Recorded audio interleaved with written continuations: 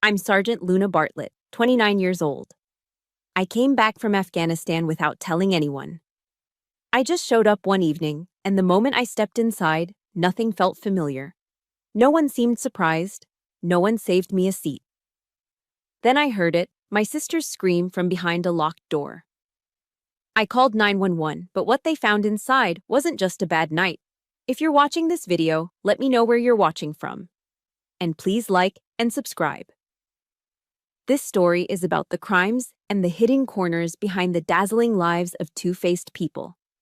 The two Fairfax County police officers who stepped into the grand marble foyer of my mother's home looked exactly as they should. Professional, serious, their hands resting near their belts. My own training kicked in, and I immediately began assessing the scene through their eyes. A distressed woman in uniform, me, a locked door, a potential domestic situation. For a fleeting second, I felt a surge of hope. This was a system I understood. A clear chain of command, a protocol. The truth would come out. But then Alistair Vance moved. He didn't rush or act defensively. He glided from the living room, a concerned patriarch, his expensive suit unruffled. He extended a hand to the older officer. "Thank you, officers, for coming so quickly," he said, his voice the same calm, reassuring baritone that Virginia voters heard on television. He controlled the narrative before I could even speak. He looked at me, not with anger, but with a deep, practiced sorrow. "My eldest daughter, Luna," he explained, his hand gesturing towards me as if presenting a fragile exhibit. "She just returned from a difficult deployment. I'm afraid she's grappling with some ghosts." The word hung in the air, a perfectly deployed smoke grenade of doubt. In one sentence, he had reframed the entire situation. I wasn't a witness, I was a victim of trauma. The scream wasn't a crime, it was a trigger. Ice formed in my veins. He had already neutralized me. The younger officer glanced at me, his professional gaze now tinged with clinical pity. The older one, a man with graying temples who looked like he'd seen it all, gave Alistair a respectful nod. "We understand, Senator. Can you tell us what happened?" "I think Luna was just startled," Alistair said smoothly, turning his attention to the heavy mahogany door of the library. "Sarah, our youngest, was having a bit of a panic attack. Luna may have misinterpreted it." He produced a key from his pocket and unlocked the door, not like a man revealing a crime scene, but like a host opening a room for his guests. The scene inside was a masterpiece of deception. My sister, Sarah, was curled up on a dark green Chesterfield sofa, the kind you see in old photos of powerful men. Her expensive gala dress was artfully rumpled, her face buried in a velvet cushion. There were no signs of a struggle, no overturned furniture, just a beautiful, distraught 19-year-old girl. A theatrical display of panic. My mother, Eleonora, executed her role with perfect timing. She rushed past me, a flurry of silk and contrived maternal panic, and knelt beside the sofa.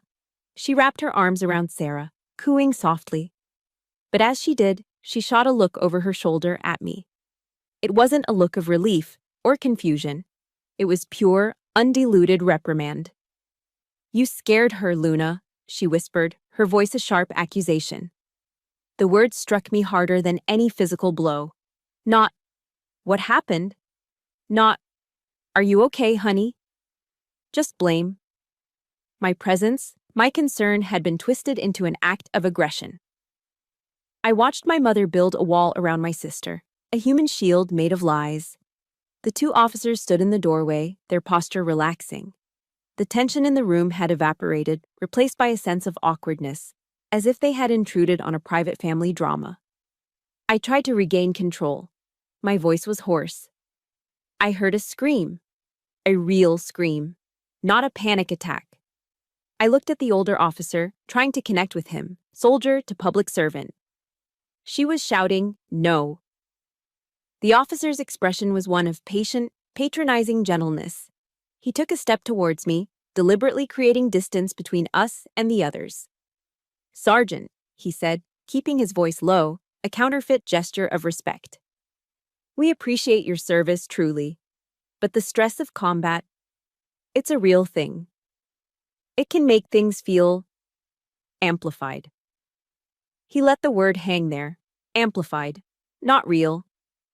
He wasn't looking at me like a credible witness anymore. He was looking at me like a patient, a case file. He was suggesting I talk to someone at the VA. He spoke about post-traumatic stress as if he'd read a pamphlet on it. My uniform, my rank, my entire career had just been used to disqualify me, to paint me as unstable.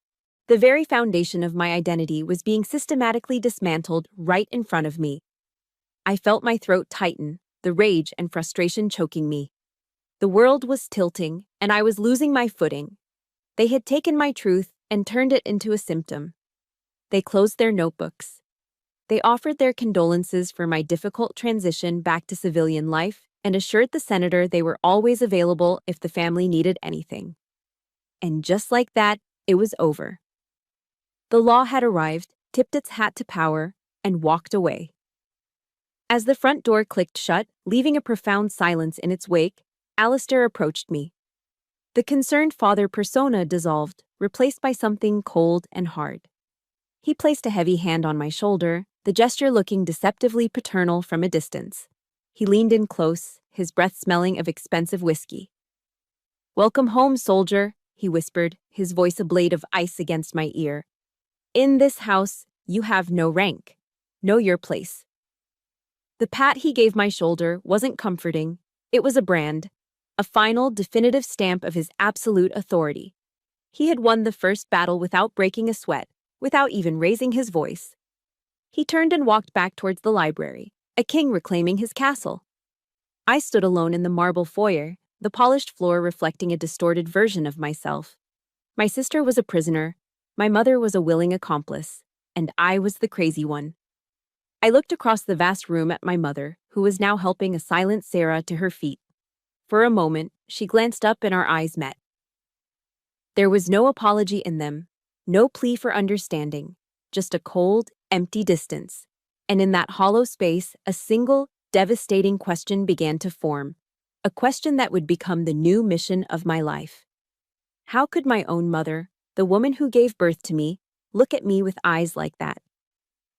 That night, sleep was a foreign country I couldn't enter. So instead, I walked. I wandered the silent, cavernous halls of the house I grew up in, feeling more like an intruder than a daughter. The place wasn't a home. It was a museum dedicated to a family I barely recognized.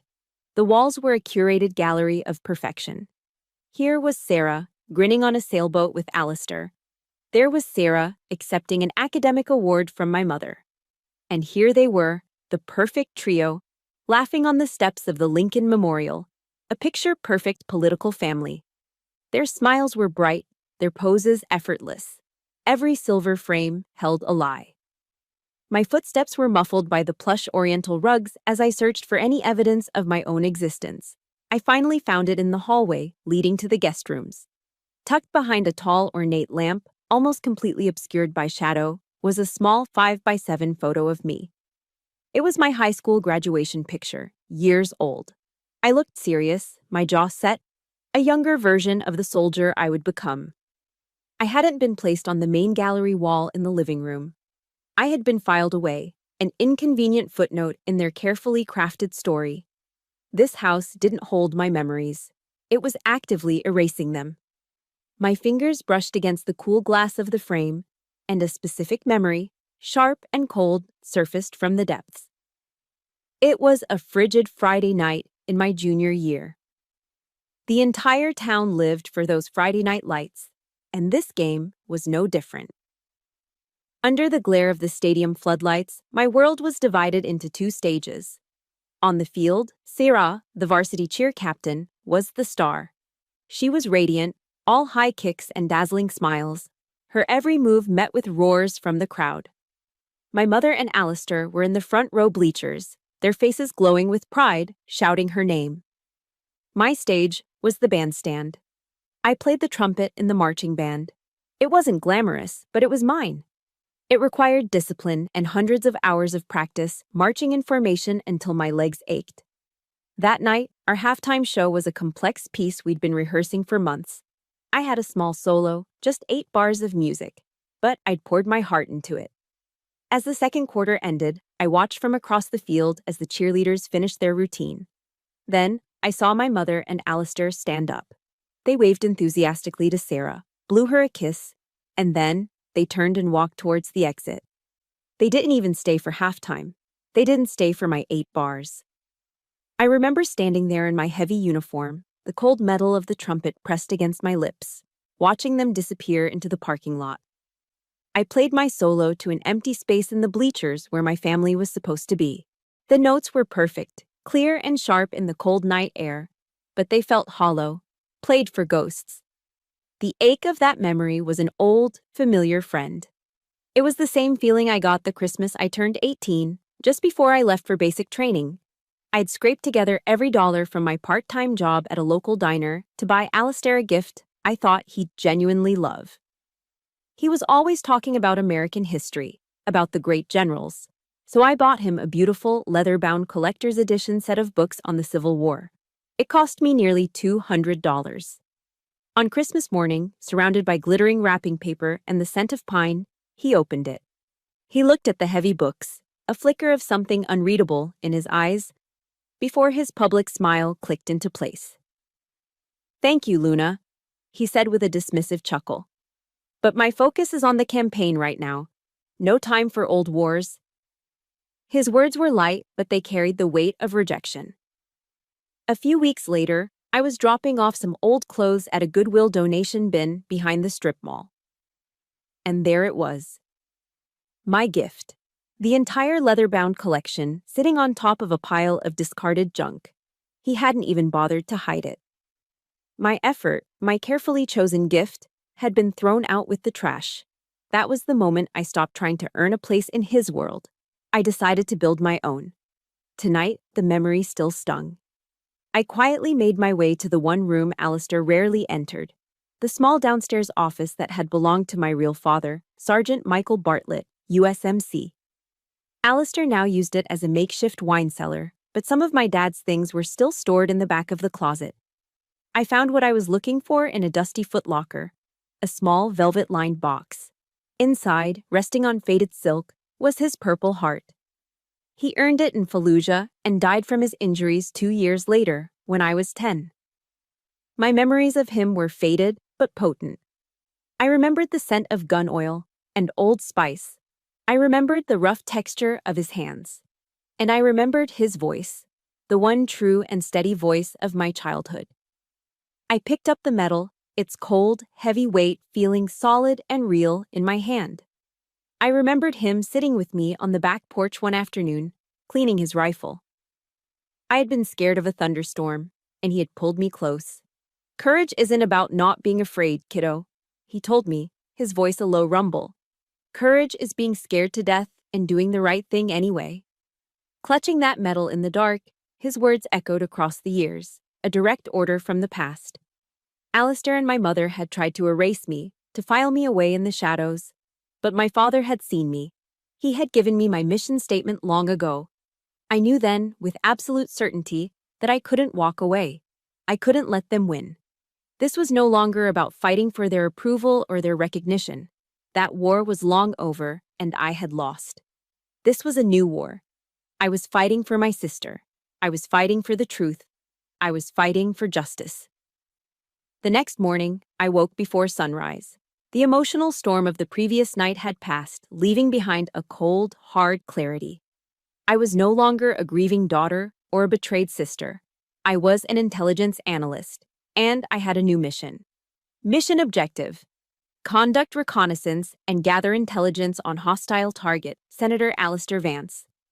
I sat at the small desk in my old bedroom, the morning light still gray and thin. My rugged military-grade laptop became my command center.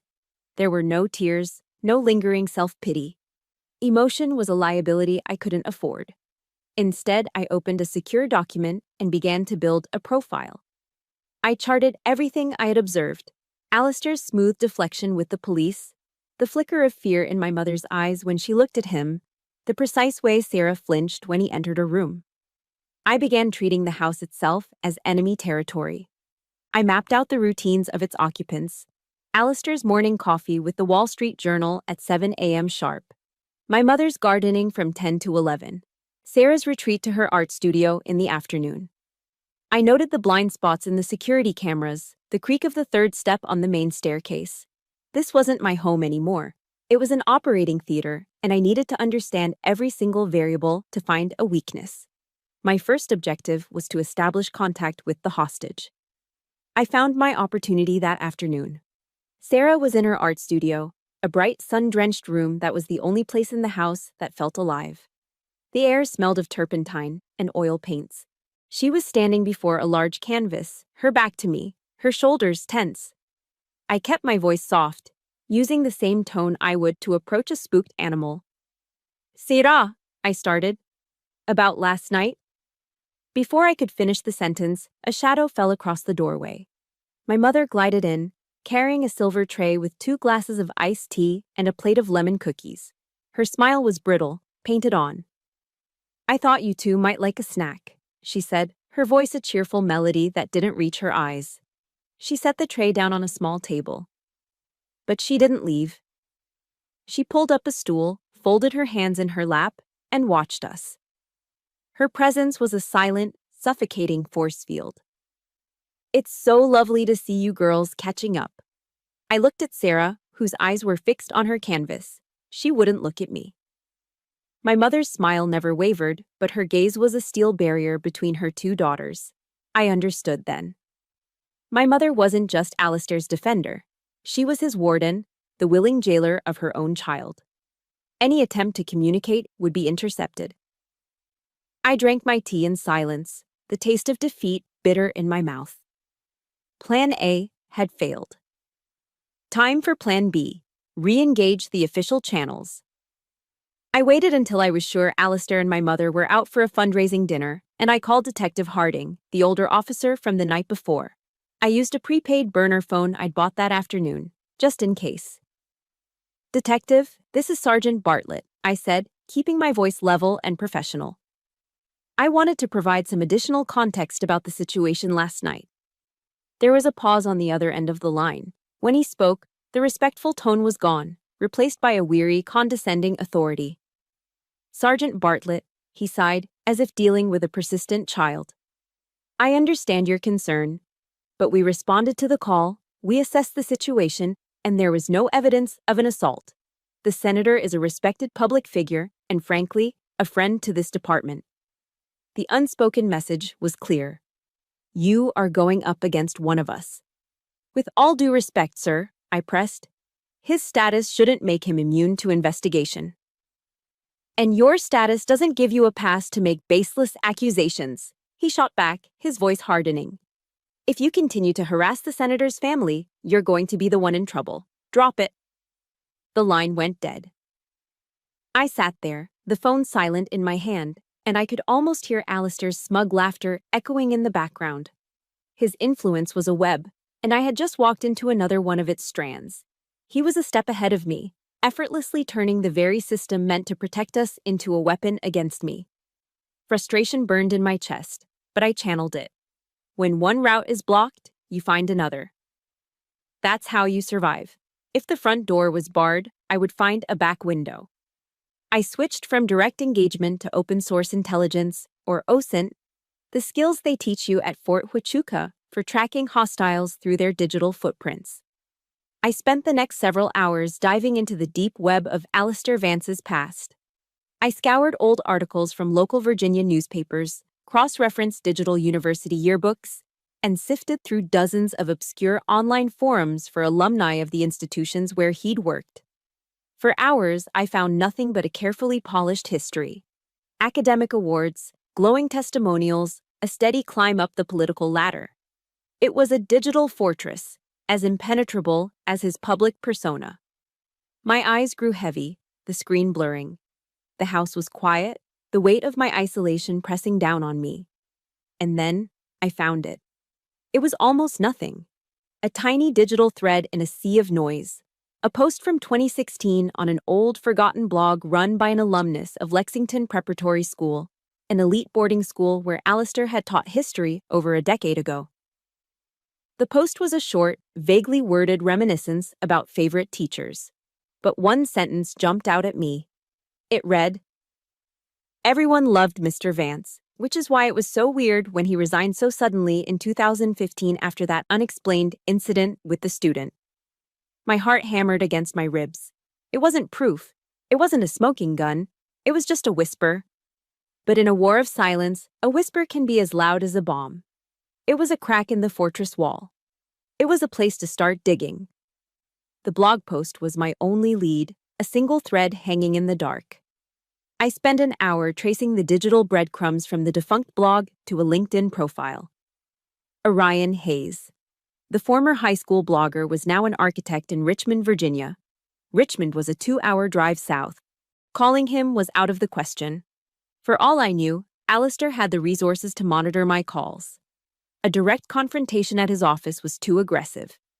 So I planned the operation with the care of a field mission. I drove my beat-up Ford pickup down I-95, the highway stretching out like a gray ribbon, giving me time to rehearse what I would say. His office was in a sleek, modern building of glass and steel. I didn't go in. Instead, I found a small, independent coffee shop across the street called The Daily Grind. It was warm inside, smelling of roasted coffee beans and cinnamon. I took a small table by the window with a clear line of sight to his building's entrance. From my burner phone, I composed a short, precise email. Subject: Lexington Prep, 2015. The body was just 3 sentences. My name is Luna Bartlett. I'm a soldier. I need to talk to you about Mr. Vance. I'm at the Daily Grind across the street.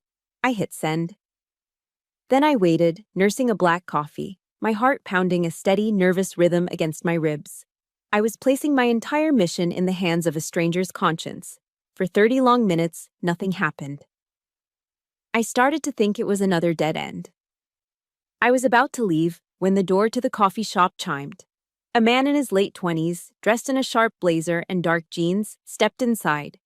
He scanned the room, his eyes wide with an anxiety I recognized instantly. It was the look of someone stepping into a minefield. Our eyes met. It was Orion. He approached my table cautiously and sat down in the chair opposite me, keeping his briefcase on his lap like a shield. "Who are you?" he asked, his voice low and defensive. "Why are you looking for me?" I met his gaze directly. There was no room for deception here, only the raw truth would work. "My stepfather is Alistair Vance," I said, my voice quiet but firm. "I believe he's hurting my younger sister, and I believe the key to stopping him is understanding what happened at Lexington in 2015. I saw a wall go up in his eyes. Fear. It was the same fear I saw in my mother, the fear of a powerful man's wrath. He shook his head slightly, ready to deny everything. "I don't know what you're talking about. That was a long time ago. I was just a kid."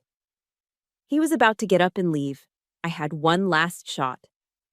"He's telling everyone I'm crazy," I said, the words coming out with more raw emotion than I intended. "He's a United States Senator. The police, my own mother, they all believe him. They think I'm just some broken soldier with PTSD who's making things up. I know I'm not crazy. But I'm all alone in this, and I don't know what else to do." Something in my plea, in the sheer desperation of my isolation, broke through his fear. He settled back into his chair, the tension in his shoulders easing just a fraction. He looked at me for a long moment, really looked at me. Then he let out a slow breath. "He always had favorites," Orion began, his voice barely a whisper. "Favorite female students. It wasn't anything you could ever prove. It was private tutoring sessions that ran late, small, expensive gifts, a hand on a shoulder that lingered a little too long." He looked down at the table, ashamed. We all saw it, the other students, even some of the teachers. But we never said anything. He was Mr. Vance. He was charming, beloved. The kind of teacher who wrote your college recommendation letters and remembered your birthday. To speak out against him would have been impossible. I felt a wave of relief so powerful it almost made me dizzy.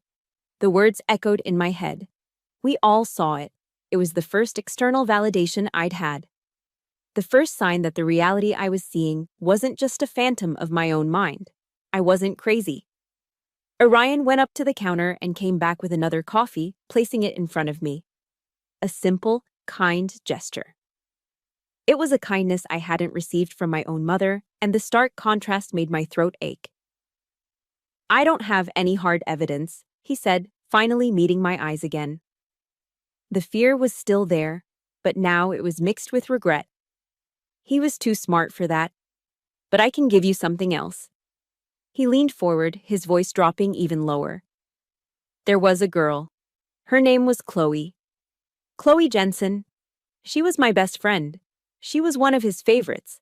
After the incident, her family moved away, suddenly. Pulled her out of school in the middle of the semester. They moved to North Carolina, I think. We all just stopped hearing from her. Her parents told everyone it was for a job opportunity, but we knew it wasn't true." He slid a napkin across the table. He had written a name on it. Chloe Jensen. "I was a coward," he said, his voice thick with a decade of guilt. "I never reached out. I never asked if she was okay. I was too scared of what it would do to my own future." He looked at me, his eyes pleading for an understanding I couldn't yet give. "Find Chloe," he said. Maybe she'll talk to you." He stood up, leaving the napkin on the table. "Good luck, Sergeant," he said, then turned and walked out of the coffee shop without looking back. I sat there for a long time, the warmth of the coffee cup seeping into my cold hands. Orion hadn't given me a weapon. He'd given me a map. He'd given me a name. But more than that, he'd given me hope. For the first time since I'd stepped off that plane, I wasn't fighting alone anymore. The drive back from Richmond felt different. For the first time, I wasn't just running on anger and instinct. I had a flicker of hope. A name. Chloe Jensen. It was a tangible lead, a real direction. But that hope was a fragile flame, and I should have known Alistair Vance specialized in extinguishing flames. I had barely walked through the door when my phone rang. It was an unsaved number, but the area code was Fort Bragg. My stomach tightened. It was my commanding officer, Captain Miller. His voice, usually warm and familiar, was now stiff and formal. "Sergeant Bartlett," he began, without any of the usual pleasantries. "I just had a courtesy call with Senator Vance." He put a strange emphasis on the words, and I could hear the quotation marks hanging in the air. "He expressed his profound concern for your well-being, Luna. He suggested, quite strongly, that you undergo a mandatory psychological evaluation before returning to active duty." I went completely still, the phone cold against my ear. The silence stretched. Alistair hadn't just been watching me. He had reached across states, across jurisdictions, and into the very heart of the institution I had dedicated my life to. The U.S. Army was my sanctuary, the one place where my performance spoke for itself, where I was judged on merit, not by the whims of a powerful stepfather, and now he had contaminated it. He had turned my own career, my honor, into a weapon to be used against me, painting me as another damaged soldier, unreliable and unstable. The hope I'd felt just an hour earlier vanished, replaced by a cold, suffocating dread. That evening, Alistair announced we were having a family dinner. The request was delivered with a benevolent smile, but it felt like a summons. The air in the formal dining room was thick and heavy, like the moments before a storm. The clinking of silverware against my mother's fine china was the only sound. Alistair carefully set down his knife and fork, placing them perfectly parallel on his plate of filet mignon.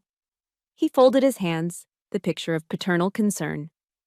"Luna, honey," he began, his voice dripping with false sincerity. "Your mother and I are truly worried about you. We think that what you went through over there, in Afghanistan, it might have been more than anyone could bear. There are excellent professionals, people who can help you process everything." My mother, seated to my left, immediately chimed in, nodding her head so vigorously her pearl earrings trembled. "That's right, dear. Alistair just wants what's best for you. We all do." I looked from his compassionate mask to her anxious face. This wasn't concern.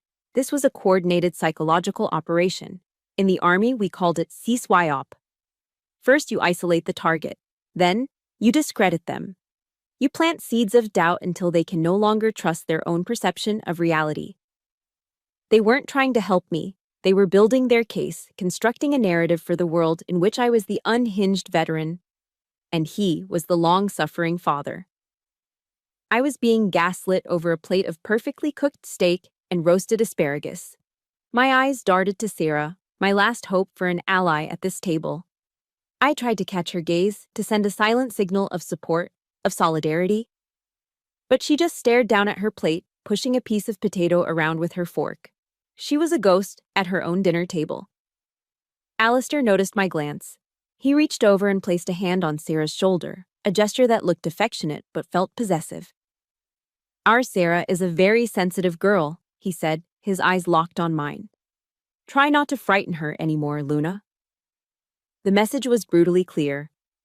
It was a display of control over her and a direct warning to me. I have her. You can't touch her. My sister wasn't just a victim in this house, she was a hostage, and her well-being was now the leverage he was using against me. The rest of the dinner was a blur of polite, meaningless chatter. After, while my mother and Sarah cleared the plates, Alistair gestured for me to join him in the living room. He stood by the grand fireplace, a glass of bourbon in his hand. The charming politician was gone. In his place was a predator. "I know you went to Richmond," he said, his voice a low hiss, devoid of all warmth. "I know you met with Orion Hayes." The confirmation sent a chill down my spine. He had me followed. The paranoia I'd felt was not paranoia at all. It was an accurate assessment of the threat. "What do you think you're doing?" he sneered, taking a step closer. "Playing spy? This is my world, Luna, not yours. These are my rules." He swirled the amber liquid in his glass. "You need to stop this, now, before you destroy not only yourself, but that poor, troubled girl you're looking for." "Chloe." He said her name. He knew. He wasn't just admitting his own guilt. He was threatening a past victim to ensure the silence of a future one. The unspoken promise in his words was terrifying. If you bring her into this, I will ruin her all over again. The battle was no longer a secret war I was fighting in the shadows. He had just declared it, openly and with absolute confidence. He believed he was untouchable. He believed he had already won. If you have ever been made to feel like the crazy one by someone who was supposed to protect you, please support my story by hitting the like button. And let me know in the comments below by simply writing, "I see you." Because in that moment, I felt completely invisible and I just needed one person to see the truth. He watched me, a cruel, triumphant smile playing on his lips, waiting for me to break. But he didn't know the first rule of fighting a soldier. You never, ever corner them. Because when there is no room for a retreat, there is only one way forward. Alistair's counterattack was swift, public, and brutally ironic. The following day, he scheduled a press conference in our own living room. The topic? A new bill he was co-sponsoring to improve mental health support for veterans. The hypocrisy was so staggering it was almost brilliant. And then came the final insult. He requested, no, he demanded, that I be there, standing beside him, in my full Army service uniform. My mother delivered the summons to my room. She wouldn't look at me. "He thinks it would present a strong, unified family front," she recited, as if reading from a script. She straightened the lapel on my jacket, her hands trembling slightly. "Just smile, Luna, please. Just for this one thing." I looked at my own reflection in the mirror. The uniform, a source of immense pride and identity, now felt like a costume. He wanted to use me, my service, my sacrifice, as a prop in his disgusting theater. He was going to stand in front of cameras, talking about the importance of supporting soldiers, while actively working to destroy the career of the one standing next to him. This was the last straw, the final unbearable weight that breaks the beam. My silence had become a form of complicity, and I was done being complicit. The living room was crowded with local news crews. Cameras, lights, microphones on booms. Alistair's aides scurried around, handing out press kits. The American flag and the Virginia state flag were positioned perfectly behind the podium. It was all a carefully staged performance. I was positioned just to his right, slightly behind him. Close enough to be in the shot, but not so close as to be his equal. My mother stood nearby, her face a tight mask of anxiety.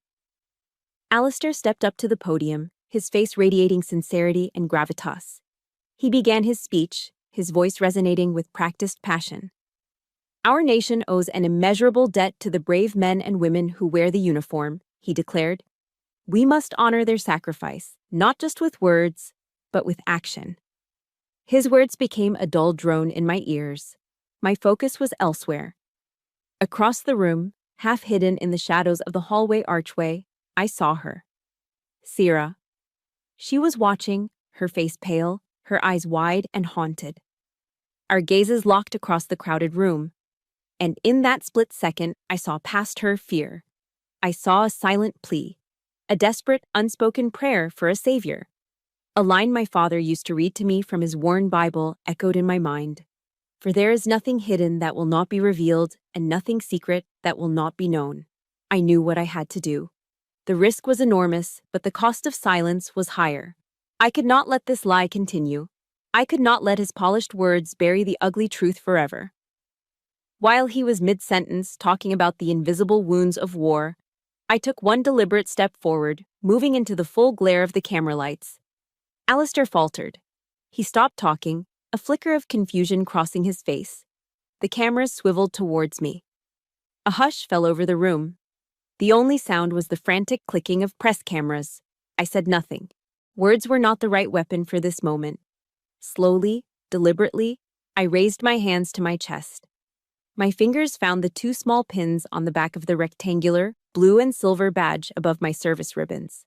My Combat Infantryman badge, the CIB. It's not a medal you get for just being there. You earn it in direct ground combat. You earn it with sweat and fear and sometimes blood. It is the most sacred symbol of an infantry soldier's service. My service. I unpinned it from my uniform. The two sharp points pricked my fingertips. Then I placed it on the podium, right in front of him. It landed with a soft, definitive click on the polished wood. The silence in the room was now absolute. It was deafening. That one small action was a declaration of war. It was louder than any scream. It said, "You are not worthy of standing next to this symbol. You are a fraud. You are a liar."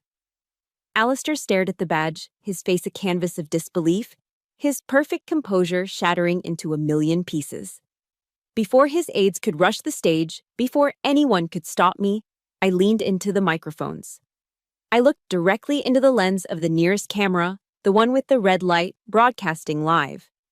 My voice was not loud, but it was clear, steady, and sharp as a bayonet. "I am Sergeant Luna Bartlett," I said. "I believe that true sacrifice is not something to be put on display at a press conference." I paused, letting the words sink in. And I believe that the most dangerous monsters aren't always on the battlefield. Sometimes they are living right inside our own homes. Then I turned my back on him.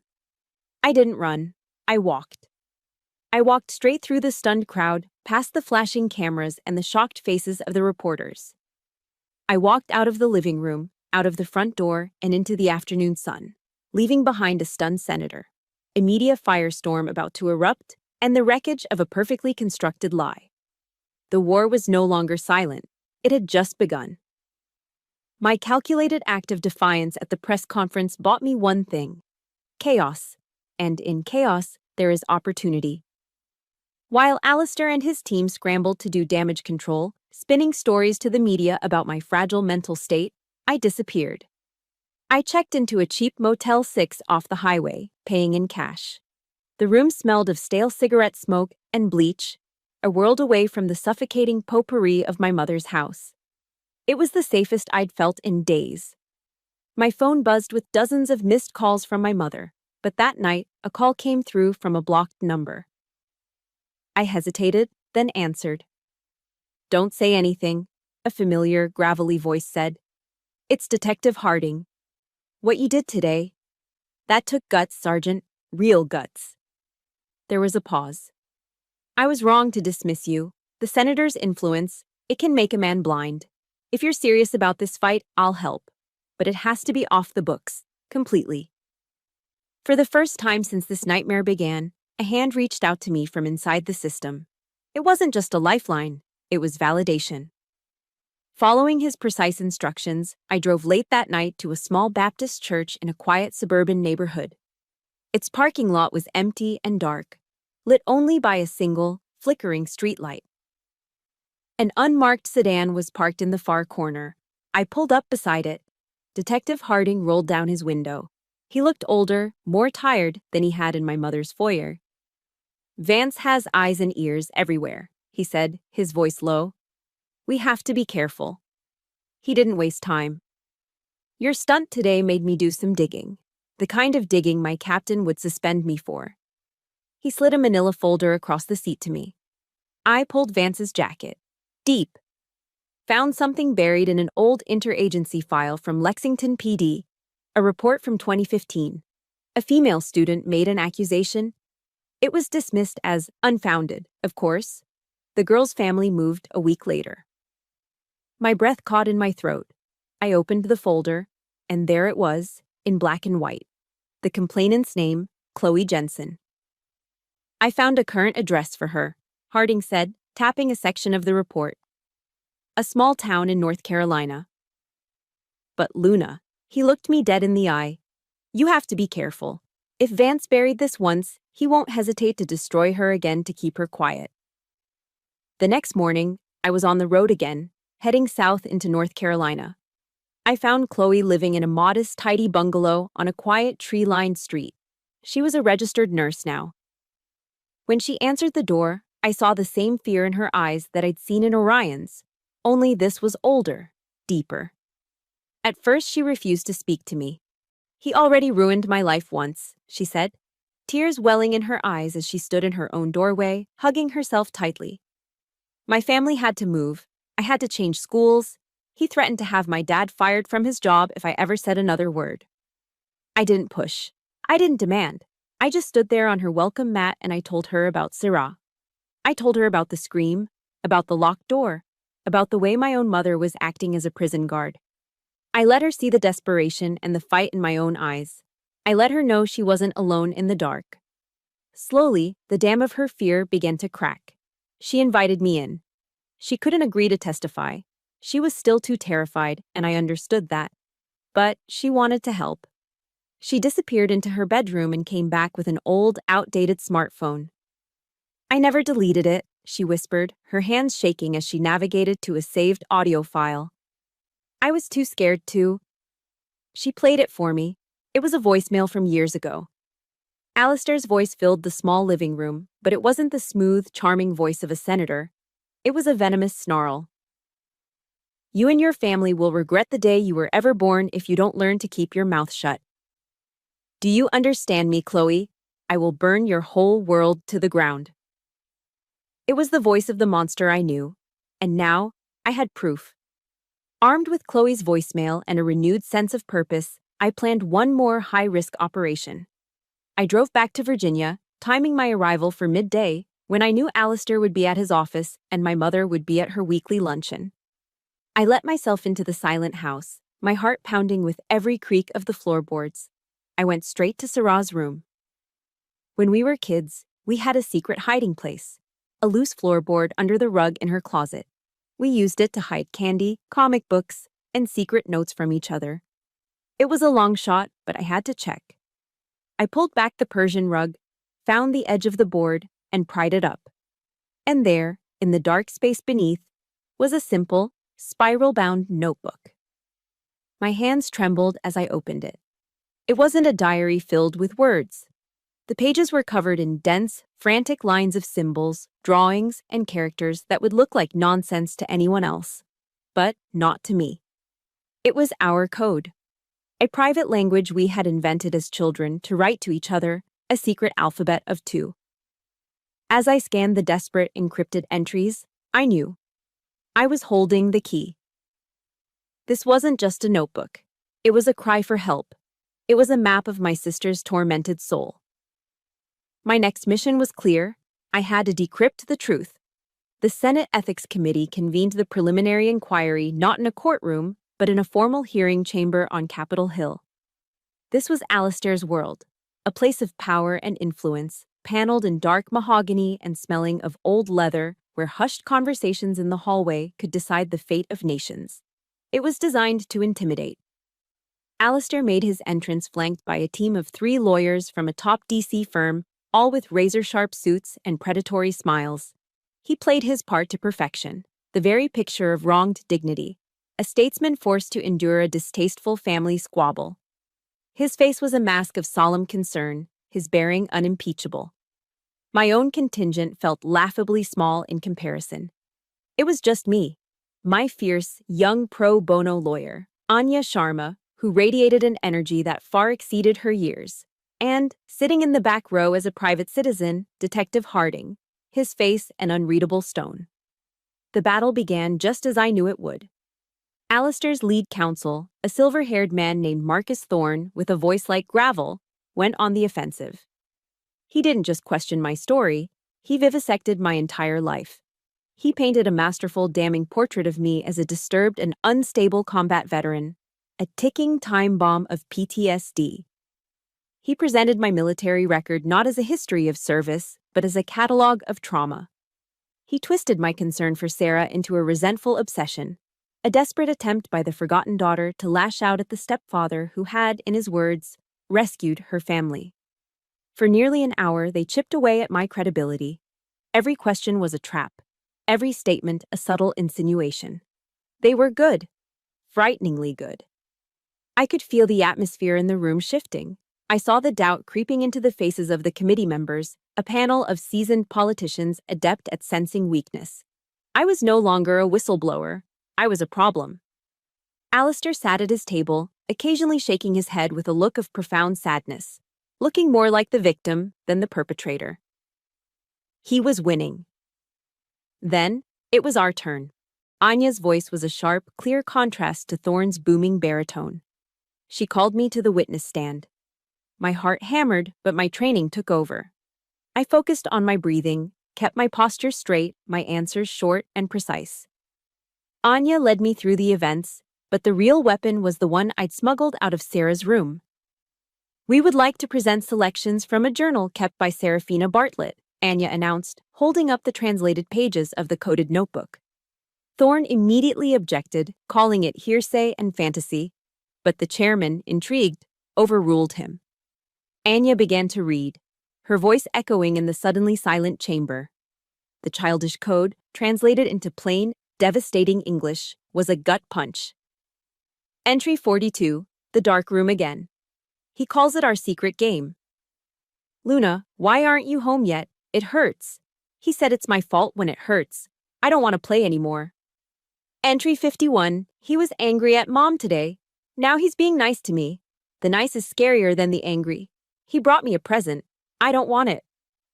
From his table, I heard Alistair let out a soft, contemptuous laugh. It was a calculated sound, meant to signal to everyone how ridiculous this all was. Thorne stood up.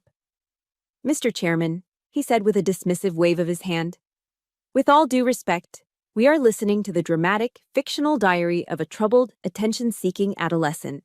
This is not evidence. My fists clenched under the table. They were trying to erase her, just like they had tried to erase me.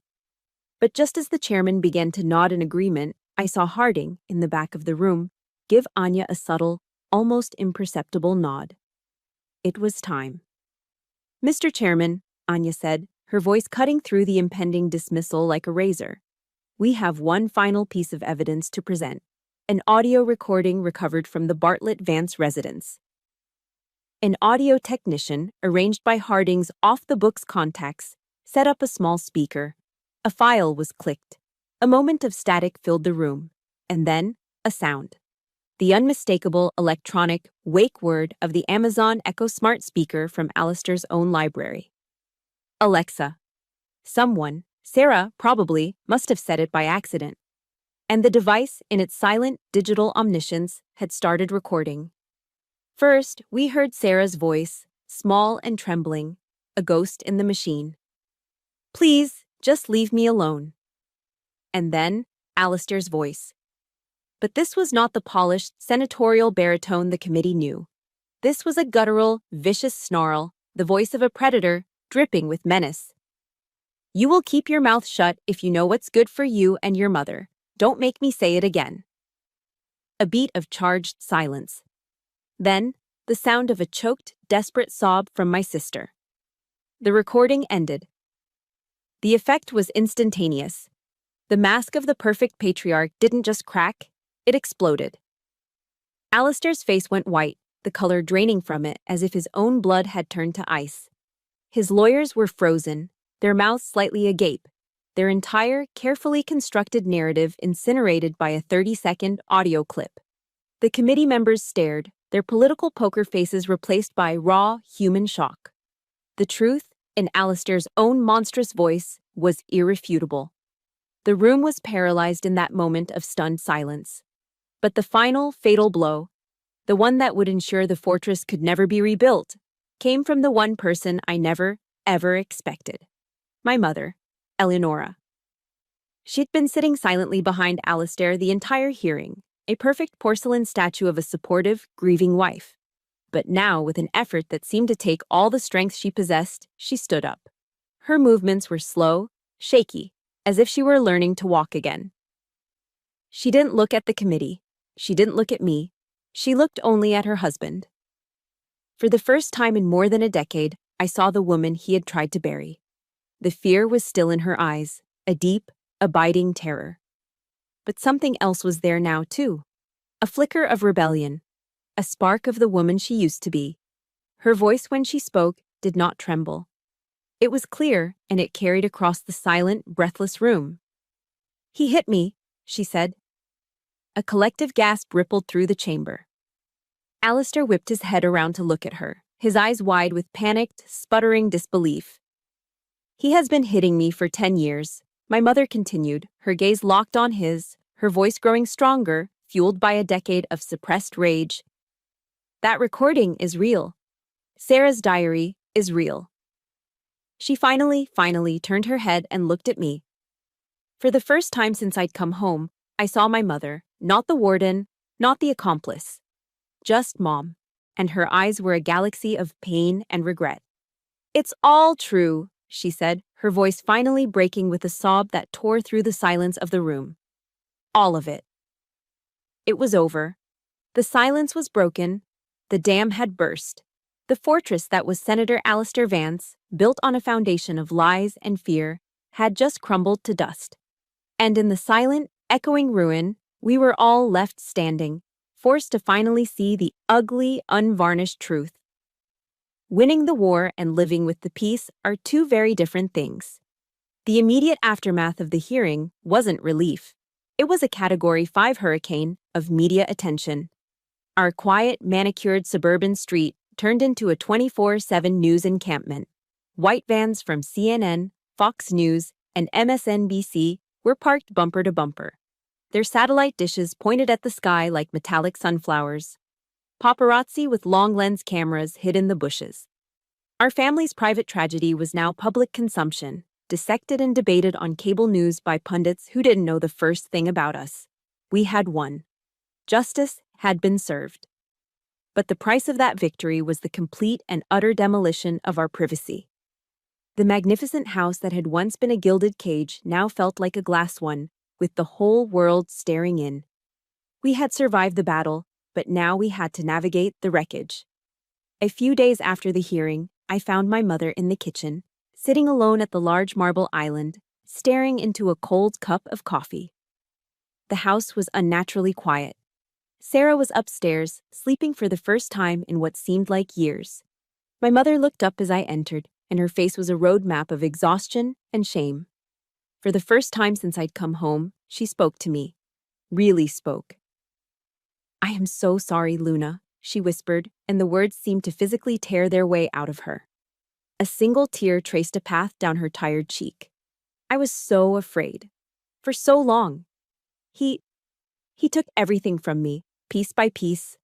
My friends, my money, my courage. He took my courage." Listening to her, I didn't feel the old, familiar sting of anger. It had burned itself out, leaving behind only a profound, hollow sadness.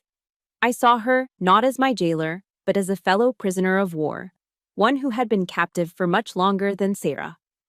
I walked around the island and put my arms around her. It was an awkward embrace, unfamiliar. I held her not as a daughter comforting a mother, but as one soldier would hold another after a firefight, a silent acknowledgement of shared survival. But even in that moment of connection, a part of me, the analyst, the strategist, knew that forgiveness and forgetting are not the same thing. Forgiveness requires boundaries to be real. There was one more ghost I needed to face, one final conversation. A week later, I drove to the Fairfax County Adult Detention Center.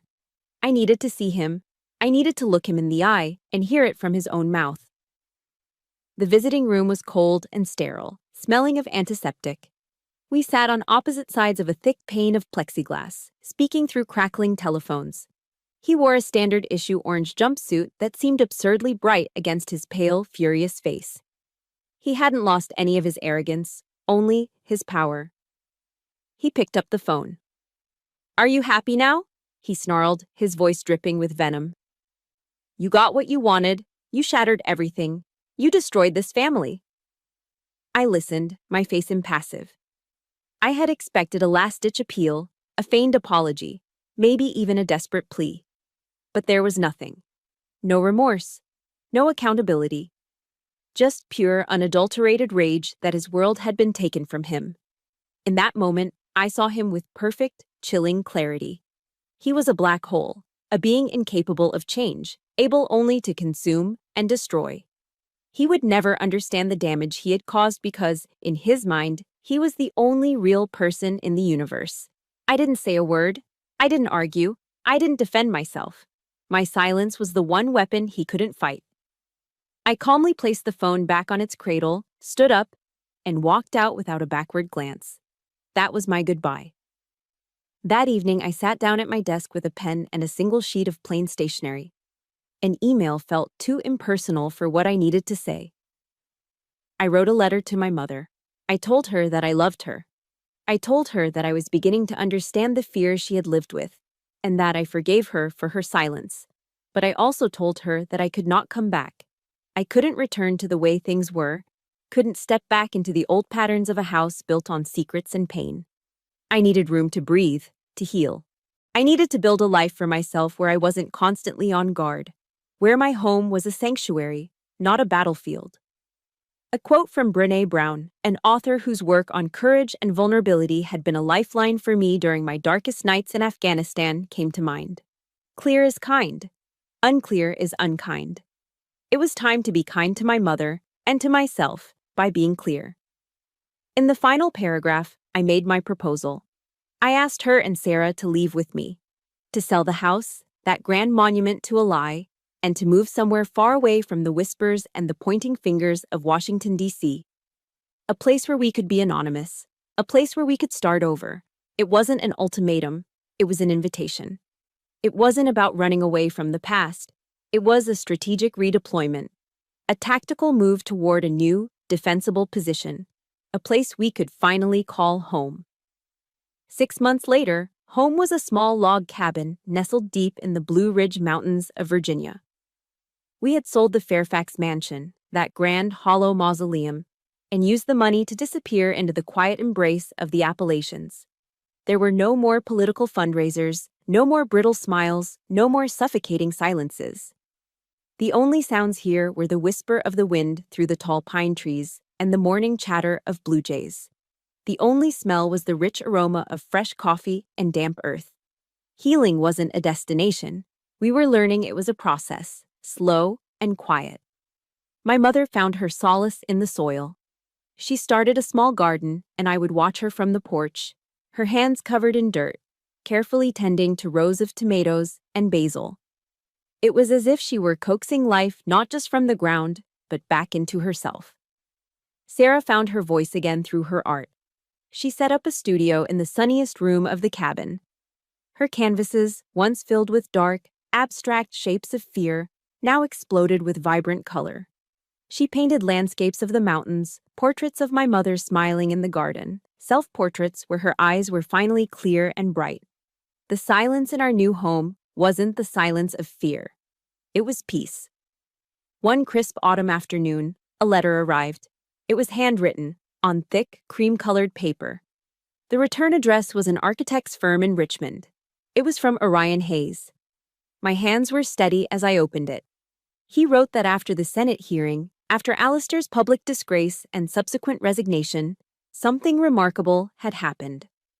Chloe Jensen, emboldened by the truth finally coming to light, had found the courage to come forward officially. And she wasn't alone. 2 other women, former students from Lexington Prep, had joined her. Together, they had filed a civil lawsuit against Alistair. Orion's last lines are words I will carry with me forever. "You didn't just save your sister, Luna," he wrote. "You gave the rest of us a voice. Thank you." I folded the letter, a profound sense of gratitude washing over me. I realized then that my mission hadn't ended in that hearing room. It had started a ripple, a small wave of courage that was now traveling far beyond what I could see. My legacy wouldn't be the battles I fought, but the ones I inspired others to fight for themselves. That was the truest kind of victory. My extended leave from the army was coming to an end, and with it, a choice. My entire adult life had been defined by my service. The structure, the discipline, the mission. It was the only home I had ever truly known. A part of me longed to return to it, to the simple clarity of the uniform. But then I looked out the window. I saw my mother and Sarah laughing together, trimming roses in the garden. They looked up and saw me watching, and Sarah waved, her smile effortless and real. And I knew, with a certainty that settled deep in my bones, that my unit was right here. My most important deployment was on this small patch of land in the Blue Ridge Mountains. I made a call to Captain Miller. I explained the situation, and to his credit, he understood. He helped me process the paperwork for a transfer from active duty to the Virginia National Guard. I would still serve. I would still be a soldier on the weekends and 1 summer a month. But my new front line would be here, defending the peace we had fought so hard to win. The final scene of this story isn't dramatic. There are no explosions, no confrontations.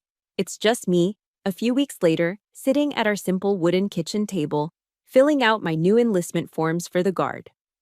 The morning sun streams through the window, illuminating the dust motes dancing in the air. I move through the boxes methodically. Name, Luna Bartlett. Rank, Sergeant. Unit, pending. Then I get to the line for emergency contact. Without hesitation, I write down a name, Serafina Bartlett. Next to it is the box for relationship. The pre-printed word is there, sister. I look at it for a long moment. It's true, of course, but it's no longer the whole truth. It doesn't capture what we are now. It doesn't describe the bond forged in the fire of a shared battle, the trust rebuilt from the ashes of betrayal. I take my pen and with a single, firm stroke, I cross out the word sister. In the space above it, I write one single, better word. Battle buddy. We were no longer a broken family. We were survivors.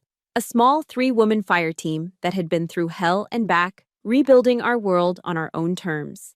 And this time, we were our own command.